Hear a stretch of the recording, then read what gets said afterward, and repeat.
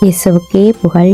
இயேசுவில் பிரியமானவர்களே, இன்றைய வார்த்தை ஆண்டவர் இயேசுவினுடைய செயல்களுக்காக அவரை நன்றியோடு புகழ வேண்டும் என்பதை நமக்கு நினைவுபடுத்துகிறது. திருப்பாடல் 9ஆம் அதிகாரம் 1ஆம் வசனம் இவ்வாறு சொல்லுகிறது: ஆண்டவரே, என் முழு இதயத்தாலும் உம்மை புகழ்வேன், வியத்தகு உம் செயல்களையெல்லாம் எடுத்துரைப்பேன்.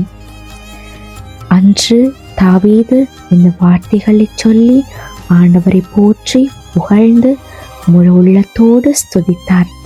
இன்று எங்களுடைய வாழ்க்கையிலையும் ஆண்டவர் அநேக நன்மைகளை செய்திருக்கிறார். ஆனால் நாங்கள் நடக்காத விஷயங்களையெல்லாம் முன்னால நிறுத்தி ஆண்டவர் செய்த பெரிய நன்மைத்தனமான காரியங்களையெல்லாம் அற்பமான விடயங்களுக்காக நன்றி மறந்து வாழ்ந்து கொண்டிருக்கிறோம்.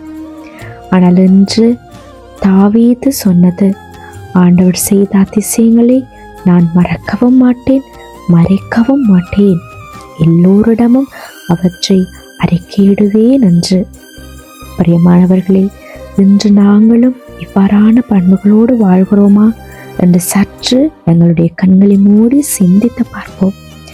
ஆண்டவர் செய்த செயல்களுக்கெல்லாம் அவருக்கு நன்றி சொல்லி இருக்கிறோமா அல்லது நன்றி சொல்ல மறந்திருக்கிறோமா?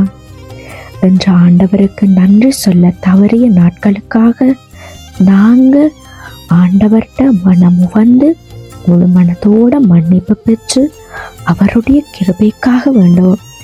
எங்களுடைய வாழ்க்கையில பல அதிசயங்களை செய்திருக்கிறார், செய்தும் வருகிறார், இனியும் செய்வார். நம்மை காத்தது, வழி நடத்தியது, உதவியது, இவையெல்லாம் அவருடைய கிருபைதான்.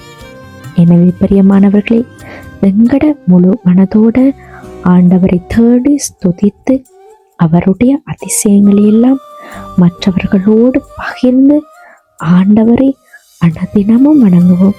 நாங்கள் நன்றி உள்ள இதயத்தோடு வாழும்போது ஆண்டவர் நம்முடைய வாழ்க்கையை மென்மேலும் ஆசிர்வதிப்பார். ஆமேன்.